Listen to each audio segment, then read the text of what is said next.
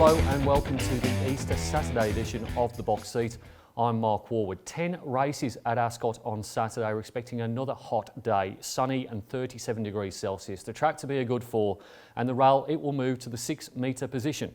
Race number 1 at Ascot on Saturday will jump at 11:23. It is the Tab Touch West Speed Platinum Maiden over 1,000 metres, and in replay, let's have a look at the latest trial of Bo Snip. In the straight, it's Boss Snip in front. Runs about the Comfort, Cliffs of Comfort, if good enough. Flat to the boards, the outside, but still digging in was Royal Rockstar. And Monty Blue was behind those with Shoe Platter, but Boss Snip held well together with 150 to go. It leads the way clearly. Cliffs of Comfort's out and running, but it will only run to second. And Boss Snip all the way. Boss Snip wins comfortably. Second there was. Really like the trial of Bo Snip that we saw there on the 24th of February. Beat a horse called Cliffs of Comfort by nearly 2 lengths. Now, Cliffs of Comfort is unbeaten for the Pearce team. Looks a galloper with a heap of potential. Gate number 1 here for Bo Snip.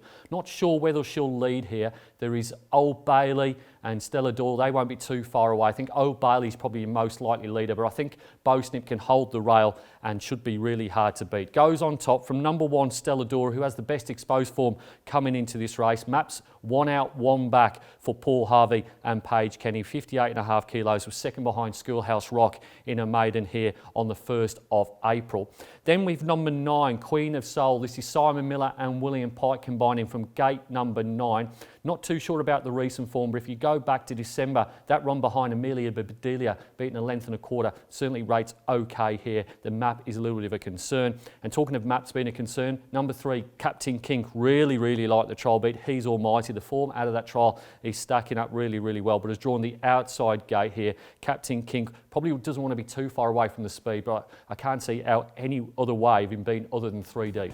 Top selection in race number 1 is number 10, Bo Snip, to beat 1, Stella D'Or, 9, Queen of Soul, and 3, Captain Kink. Race number 2 at Ascot on Saturday will jump at 11:58. It's the Amelia Park Plate over 1,000 metres for the 2-year-olds, and in replay, let's have a look at the last start win of Our Boy Dylan. Captain Burglar into the straight though. Schwa de Lace and Our Boy Dylan have cleared out. They've got it between themselves at the moment. 200 to go and Our Boy Dylan's gone past Schwa de Lace. Real Grace, the White Witch, they're going to battle out the minor placings, but it's Our Boy Dylan clear. The White Witch is giving chase, making an impression, but the post comes and Our Boy Dylan goes on. Found this a very difficult race to map. I think there's 3 or 4 horses here that want to go forward, and maybe 3 of them would like to lead in an ideal scenario. Of the 4 horses that would go forward, I think the one that doesn't need to lead is number 1, Our Boy Dylan. I've got him box seating here behind Schwadelay and Charlton Eddie. I think the form is certainly the best that we've seen thus far. He was just behind I'm a Single Man first up, and then he beat the White Witch from running second in running by 1.5 lengths last time out.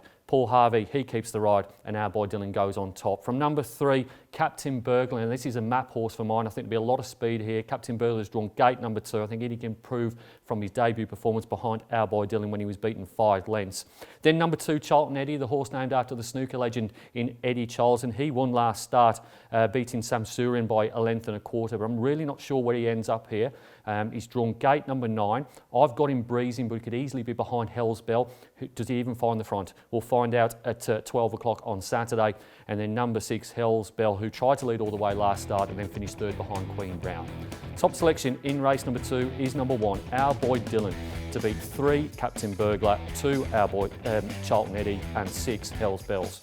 Race number 3 at Ascot on Saturday will jump at 12:34. It's the Furphy Handicap over 1,200 metres, and in replay, let's look at the impressive win at Pinjarra of Son of a God. Straight back near the inside, then is Scotopia, and behind them Dacio and World. Lil Red Bikini reaches the lead, though, going to the 250, but now William releases the brakes on Son of a God, and Son of a God dashes past him with 125 to go. He's opening up Son of a God from Lil Red Bikini, Dacio, Smart Fox, and the 3-year-old absolutely coasts home. Arrogant is the only way to describe the victory of Son of the God on the 30th of March at Pinjarra. Won by 3.5 lengths. Prior to that, had won at Bunbury and also here at Ascot, beaten Western Eyes, and he's almighty. The form stacks up. He maps midfield here with William Pike aboard. Can be very hard to beat, even with the 60 kilos. Goes on top from number 2, the stablemate in Tommy Blue. Now, this horse won a slow race 3 starts ago when he led for the first time in his life. I thought he was okay last time out behind Cliffs of Comfort, beaten 1.25 lengths. It was certainly a much better performance than the run behind Talladega, and he maps well here from gate number 2 as as well. Warfish has drawn the inside gate. He's number 3, Saddlecloth here for Sean and Jake Casey. He's on the quick backup. The inside gate, not sure if it's necessarily a positive here for Warfish, and he steps up to the 1200 metres from the 1000 last start. And then number 5, Rocky Path. I think there'll be decent tempo here, so looking at one of the back markers to run on. Rocky Path with the claim down to 53.5 kilos. Hasn't been horrible this term, and if you go back to his form, he has some pretty smart form behind the likes of Casey. Top selection in race number 3 is number 1, Son of a God, to beat 2, Tommy Blue, 3, Warfish and 5, Rocky Path. Race number 4 at Ascot on Saturday will jump at 1:19. It is the Crown Perth Handicap over 1,000 metres and in replay. Let's have a look at the one and only WA trial of Condor Heroes. The Chris Gangemi trained Condor Heroes leads about 7 lengths. In second place is Serious Magic, about 4 lengths away. In third place is Sun Power, and the rest are not doing all that much, although Sheerness is coming from the back. Mr. Undercover battling on, and this is going to walk in Condor Heroes. Showed all his speed in the Eastern States, and it's doing the same here. Condor Heroes races home to win it by... Very, very hard not to be taken with the trial of Condor Heroes on the 31st of March. He found the front under Sean McGruddy. He beat Serious Magic by 6 lengths. He ran time as well, 58.79, and he appeared to have a fair bit more in the tank. This is a former Eastern States galloper. His form in New South Wales before he had a number of issues was very, very good. And if the Gangemis have got him right here off a rating of 70, he's going to be very, very hard to beat. Goes on top from number 5, State Attorney. Now, I've got Condor Heroes leading this race and it been pretty fast run. I think State Attorney will be 3 back defence for Clint Johnston Porter and Andrew Rant. And that run last time out behind Chinju, beaten half a length, stacks up here in the same grade. Number 6 is Dear Calder. Respect Pike sticking with this horse, but has drawn a very sticky gate. Gate number 11. I've got Dear Calder being back in the field.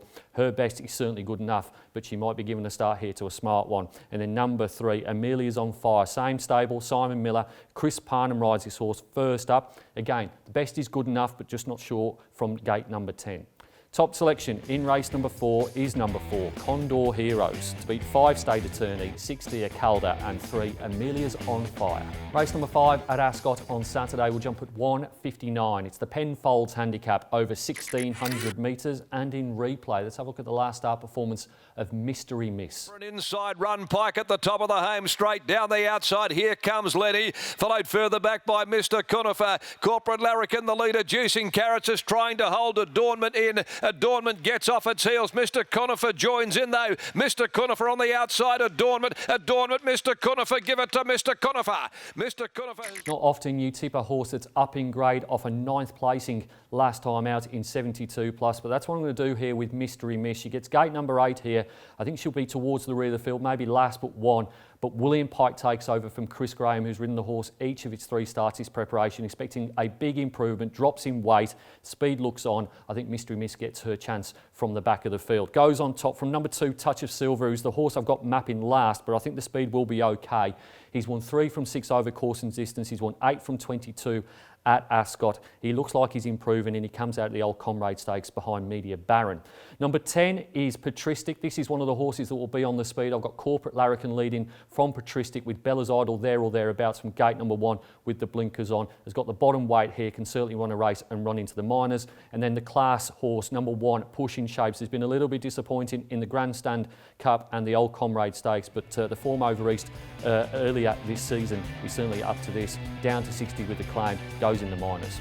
Top selection in race number 5 is number 9, Mystery Miss, to beat 2, Touch of Silver, 10, Patristic and 1, Pushing Shapes.